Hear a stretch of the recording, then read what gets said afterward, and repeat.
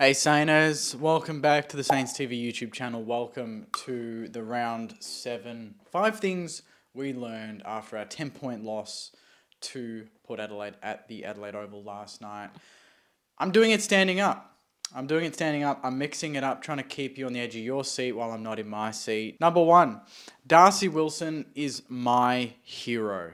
He was very impressive last night. If he didn't get the Rising Star nomination last week, it would have been this week. He had 21 disposals. He was number 1 for metres gained, I think. He had the most repeat sprints, the most sprints, covered the most distance across the ground. He pretty much covered every possible running stat that the AFL has its hands on, and he was number 1 in all of them. So the guy's a freak. He battled, particularly in the last quarter. It just feels like in a lot of close games, he's the one really running and gunning and tackling and chasing and creating and doing so much on that wing for us.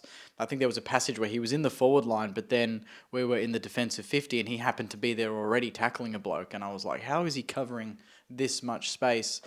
And I feel like maybe we could have utilised him more in the last quarter, especially with Port down to, 1 on the bench or whatever it was. But he's a very special player and he's only going to get better. So can't wait to see him develop throughout the rest of the season. Number 2, commentary is pretty much god-awful, contradictory, predictable, biased, all of that sort of stuff, particularly last night.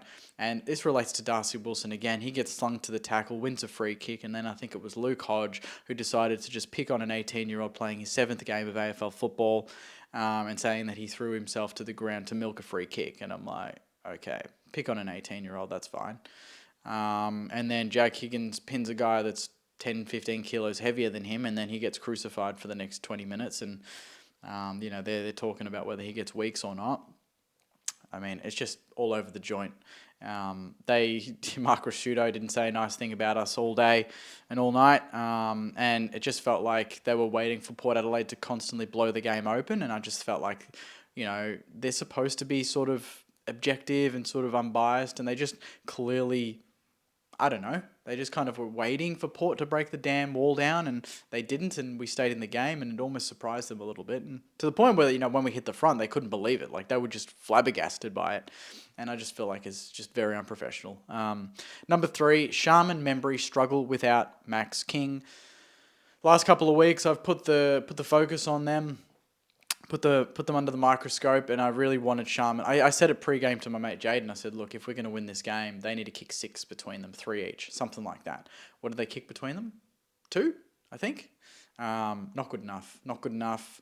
I feel like without King, or just, I don't know, with the way we're throwing Sharman around the ground, it just feels like he's lost that leading. Because Sharman, to me, was always the leader. Like he would run at the football.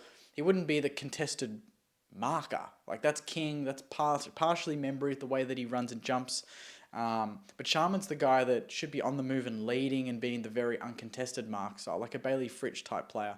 And I feel like we've lost that in him the last couple of weeks. I don't know if that's just his own form that he needs to find again, or maybe he's lost a bit of that sort of momentum and spark because we've thrown him back, we've thrown him on the wing, and he's trying to find his feet again. But Sharman, Membry, big time, they struggled, and we need them to lift if we're going to win the next couple of games. Number 4, Wilkie and Sinks found their AA form this week. Wilkie back to, actually clunking marks. Last couple of weeks, I feel like he's dropped a lot of those. He's got in the right positions, but he hasn't been clean with his hands. And he was very clean last night, 9 marks. Offered a lot of good rebound for us, was very safe with ball in hand. And then Sinclair kicked a goal, looked really good in the middle of the ground. I think he finished with his 28 disposals, most for St Kilda. And he's been down since his sort of injury and sort of interrupted start to the season. So good to see him find that form, and perfect timing with a few other experienced players hopefully returning in the coming weeks. And number 5, we love a close loss in 2024. Only, I think, we've already got 4 out of 7 games where we've lost by under 10 points. That just proves that we win every single game, even if we're not playing our best, even if we're missing a lot of important players, which is a good thing, but it's also a bad thing. I think in 2020, we lost 4 games by under 10 points, and that was in a shortened season, as we know. And 2012 was the other time. 1989 was only the other time we've had more, which was 5 times. We've already done 4 in 7 games. Dare I say, I hope not, but dare I say there's going to be a few other close games for the remainder of the season, particularly because of the way we play. You know, we keep teams to a low score. We don't kick a big score ourselves, so it always gives us a chance.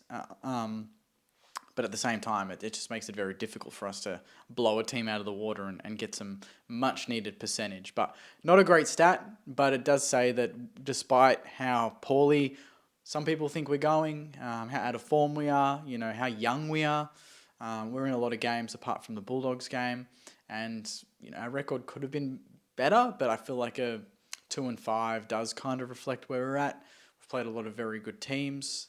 Most of the teams we've played are in the top 8 at the moment. You know, you look at Collingwood, Geelong, the Bulldogs, if they win today, will be there. Essendon are in there. Port Adelaide are in there. GWS, that's 6 of 7 could potentially be in the top 8 by the end of this round out of the 7 we've played. Not an easy draw when you look at it. So overall, Sainers, that's my top 5. Darcy Wilson is my hero. 2, commentary is just average. 3, Sharman Membry struggle without King. 4, Wilkie and Sinks found All-Australian form. Great to see that. And 5, we love a close loss in 2024. So put your top 5 that you learned in the comments. I love it. It's my favourite video to make every week. I love the top 5s that you put in. They're always so different to what I'm thinking, so I appreciate it. Please like the video. As I mentioned, comment your thoughts and subscribe to the channel. Let's get 11,000 subscribers very, very soon. And I'll see you in the next video. Until then, enjoy the rest of your weekend. And as always, go you mighty Sainers. See you guys.